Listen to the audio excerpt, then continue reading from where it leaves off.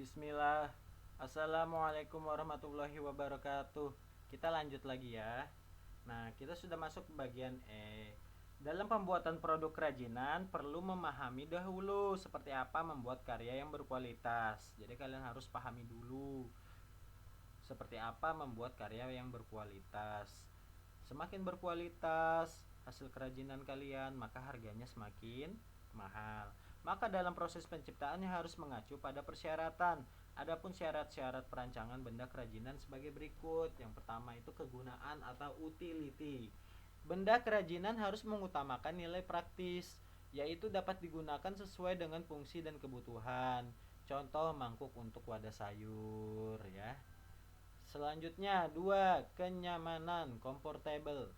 Benda kerajinan harus menyenangkan dan memberi kenyamanan bagi pemakainya. Jadi selain menyenangkan harus memberi rasa nyaman ya. Contoh cangkir didesain ada pegangannya ya. Contohnya aja kalau misalnya cangkir tidak ada pegangannya, kalian minum kopi yang baru mendidih gimana? Kan harus nyaman dan menyenangkan ya. Yang ketiga, keluasan, flexibility. Benda kerajinan harus antara bentuk dan wujud benda dengan nilai gunanya. Contoh, sepatu sesuai dengan anatomi dan ukuran kaki ya. Harus sama ukurannya, jangan sebelah besar, sebelah kanan, sebelah kiri kecil ya. Dan harus sesuai dengan ukuran kaki penggunanya, jangan kesempitan dan jangan pula kebesaran ya. Selanjutnya, keamanan, safety. Benda kerajinan tidak boleh membahayakan pemakainya. Contoh piring dari serat kelapa harus mempertimbangkan komposisi zat pelapis atau pewarna yang dipakai agar tidak berbahaya jika digunakan sebagai wadah makanan. Nah, jadi kalau pakai zat pewarnanya pakai yang aman. Jangan yang sembarangan ya, jangan pewarna yang ada formalinnya. Nah, setiap orang makan itu mengandung racun, sangat berbahaya ya. Jadi utamakan safety-nya, keamanan ya. Selanjutnya kelima, keindahan atau estetik. Benda yang indah mempunyai daya tarik lebih dibandingkan benda yang biasa-biasa saja ya. Contohnya saja sepeda biasa dengan sepeda antik. Sepeda biasa mungkin 500.000. Coba sepeda antik bisa puluhan juta ya. Jadi kalian harus mengutamakan keindahan. Keindahan sebuah benda dapat dilihat dari berbagai hal, di antaranya dari bentuk, hiasan atau ornamen dan bahan bakunya. Jadi kalian harus memperhatikan 5 ini ya saat membuat kerajinan bahan serat. Utamakan kegunaan, kenyamanan, keluasan, keamanan, dan keindahan. Karya yang baik dihasilkan dari proses perancangan yang baik pula. Oleh sebab itu, proses perancangan karya kerajinan harus memperhatikan hal-hal pada gambar berikut. Nah, ini ya gambarnya ya. Yang pertama, tentukan bahan dan jenis kerajinan. Tentukan bahannya, bahan apa yang mau kalian pakai, jenis kerajinan apa. Terus bagian kedua, penggalian ide dan berbagai sumber. Jadi kalian cari rujukan yang sesuai hasil karya kalian. Contohnya mau membuat sweater kain alpaka ya. Nah, itu kalian cari wallnya yang paling bagus gimana. Nah, penggalian idenya baru contoh-contohnya, motif-motifnya kalian bisa cari di Google.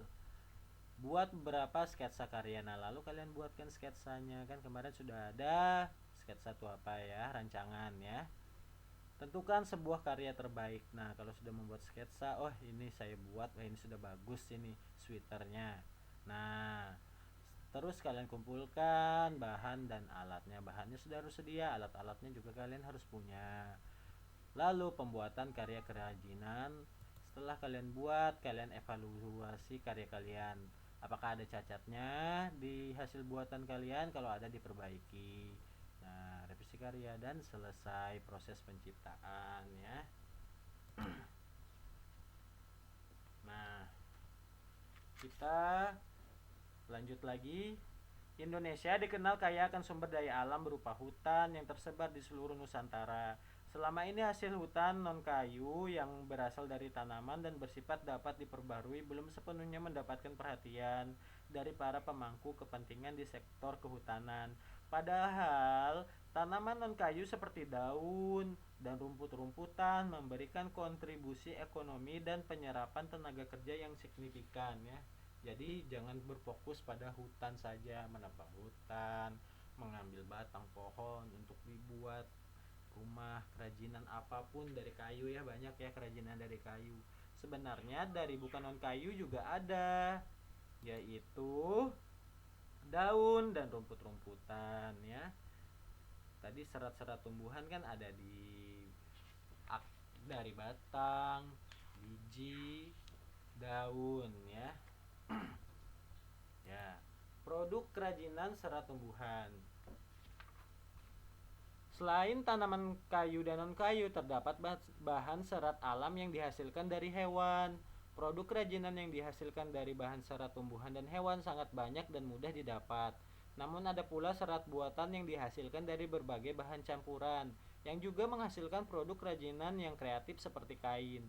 Identifikasilah di daerah tempat tinggalmu, adakah serat alam tumbuhan atau hewan serta serat buatan yang ada di daerahmu. Produk kerajinan apa yang dihasilkan dari ketiga bahan tersebut? Nah, kita akan membahas produk kerajinan serat tumbuhan. Yang pertama, bahan serat tumbuhan. Di bawah ini merupakan bahan serat alam dari tumbuhan yang dapat diolah menjadi produk kerajinan. Pengolahan yang dilakukan cukup sederhana, yaitu secara alami dengan sinar matahari langsung. Bagian pertama, serat pelepah pisang. Nah, pohon pisang, pelepah pisang yang sudah diolah dan dikeringkan ya. Ada manfaatnya kan? Kedua, serat daun pandan. Daun pandan, serat daun pandan yang sudah dikeringkan. Banyak fungsinya ya, bisa dijadikan atap. Serat enceng gondok. Ini salah tulis. Eceng gondok, serat eceng gondok yang sudah kering. Nah, bisa dibuat keranjang, bisa dibuat atap, bisa dibuat tikar ya. Bahan-bahan serat alam dapat menghasilkan produk kerajinan tangan yang beraneka ragam. Bisa juga jadi tas, dompet, topi, alas meja, dan tempat lampu. Teknik pembuatan kerajinan dari serat alam ini sebagian besar dibuat dengan cara dianyam. Namun ada juga yang menggunakan teknik tempel atau jahit. Sedangkan proses persiapan pembuatan bahan baku yang digunakan biasanya dengan cara dikeringkan secara alami menggunakan sinar matahari langsung. Untuk menghindari jamur, bahan serat alam harus direndam dahulu dalam waktu tertentu dengan larutan natrium benzoat atau zat pengawet lainnya sehingga bahan serat alam dapat tahan lama tanpa jamur. Jadi kalau mau awet direndam ya dengan larutan natrium benzoat atau zat pengawet biasa kita sebut ya, agar tidak berjamur dan tahan lama. Nah, lanjut ya. Bahan-bahan serat alam dapat menghasilkan produk kerajinan tangan yang beraneka ragam. Nih sudah tadi Ustaz jelaskan.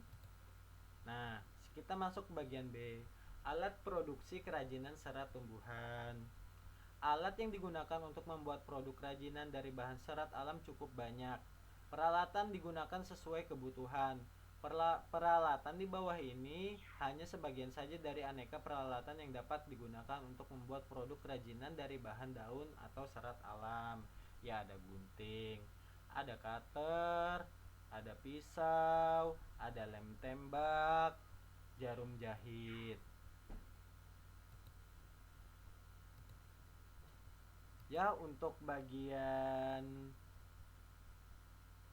ini selesaikan ini dulu. Ada pula peralatan berat yang diperlukan dalam pembuatan kerajinan tertentu, seperti mesin jahit, ya sudah tahu ya, mesin tenun, mesin pemisah sabut kelapa, dan aneka mesin lainnya yang disesuaikan dengan kebutuhan bahan serat alam. Ya, untuk bagian C kita lanjut di video berikutnya. Ustaz akhiri dulu. Assalamualaikum warahmatullahi wabarakatuh.